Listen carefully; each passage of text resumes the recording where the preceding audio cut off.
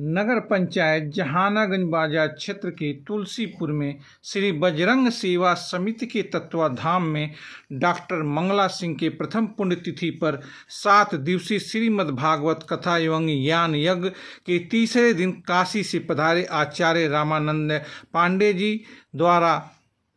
विस्तार पूर्वक कथा बोले। उनके साथ आए हुए सुरेश चंद्र त्रिपाठी जी, पंडित मनोज पांडे जी, आयोजक डॉक्टर सुदीप सिंह ने आए हुए सभी लोगों का आभार प्रकट करते हुए बताया कि श्रद्धांजलि सभा 19 दिसंबर को समय 3 बजे से आयोजित की गई है।